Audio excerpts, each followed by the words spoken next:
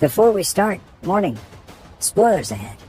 Today, I'm going to recap a 2016 Korean thriller movie called Pandora. An earthquake strikes the small town where Jae-Hyeok lives and causes explosions at the nearby nuclear power plant. The situation quickly spirals out of control, leading the entire nation to panic. Jae and his friends grew up in a slow town near a nuclear power plant. He lives with his mother, sister-in-law, and nephew. The town was promised a better future by the construction of the nuclear plant as it offers them jobs and stable living conditions. But it has also taken away other livelihoods such as tourism and fishery. This makes people in his town don't have other choices besides working at the plant. He hates his job and desperately wants out, but feels duty-bound to stay with his family. One day, he tells his girlfriend, Yeon, that he is planning to leave the town and go abroad. This makes her angry at him as she doesn't have anyone else to rely on in the town besides him. His mother also opposes his plan despite her resenting the plant too. Jae's father and brother were also workers at the nuclear plant. They both died as a result of a working accident at the plant. She sees Jae as an incapable and lazy man because he lost his father's accident compensation money when he opened a business with the money, so she can't let him go by himself. Feeling annoyed, Jae continues working at the plant. During a working shift, he decides to ditch the town and disappears. But it's already too late. A disaster is waiting for him at the plant. Meanwhile in Seoul, a youthful and idealistic President Kang reads a report by Park, a chief engineer at Hambyul nuclear plant, about safety concerns and maintenance corners being cut at Hambyul. The report is given directly by his wife because many officials are trying to bury the report, including the Prime Minister and his team. Knowing this, he summons the Prime Minister to confront him about the report. The Prime Minister tells him that he rushed the nuclear power plant bill to revive the national economy and insists to not waste government resources to quarrel about it. Park gets transferred to another place because he blew the whistle about the plant situation.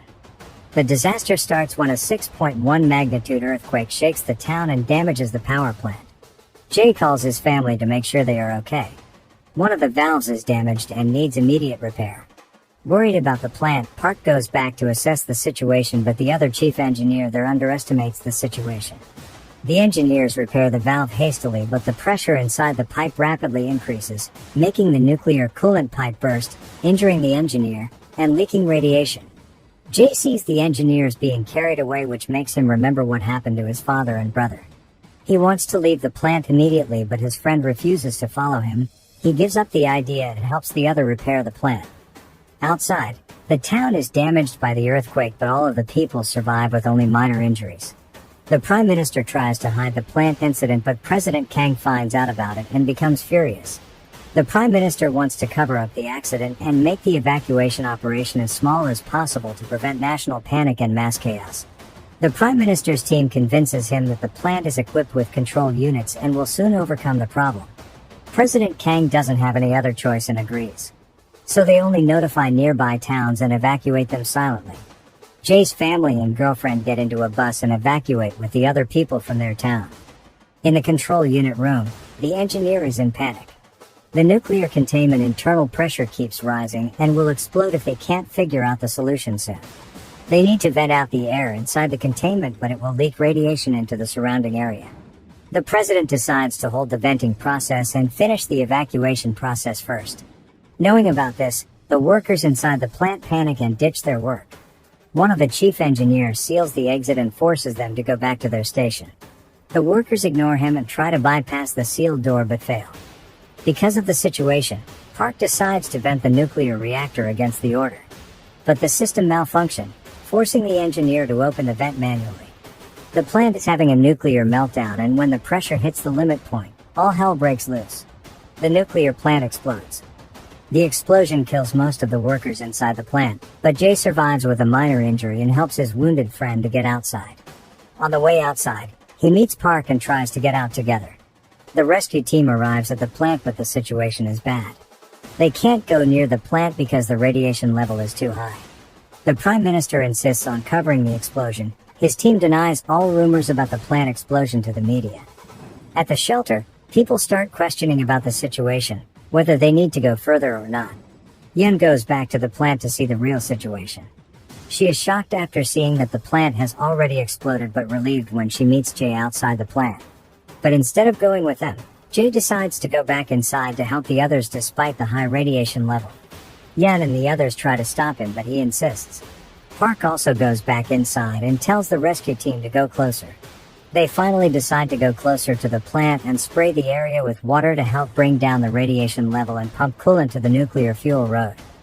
Jae's friend gets treated at the medical tent with the rest of the victims. The medical team decontaminates them with water before treating them to minimize the radiation poisoning. Despite their effort, the situation doesn't look good.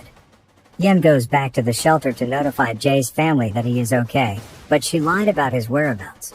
She also tells the real situation to the other people, which makes them immediately pack things up and go outside the shelter to move away further.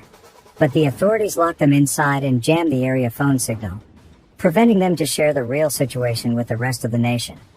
Jae keeps helping trapped workers until nightfall. He accidentally gets splashed by radiated water while helping inside.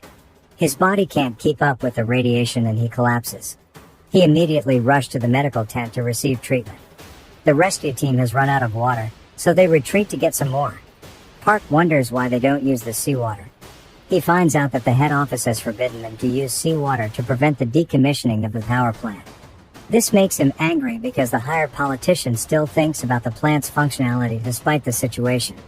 The radiation level is starting to take a toll to the rescue team's health. They are now exhausted and starting to show radiation poisoning symptoms.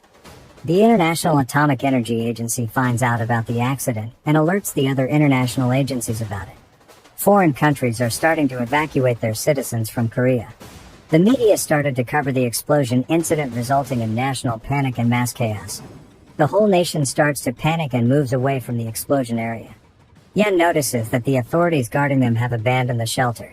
Together they bust down the locked gate and get on the bus.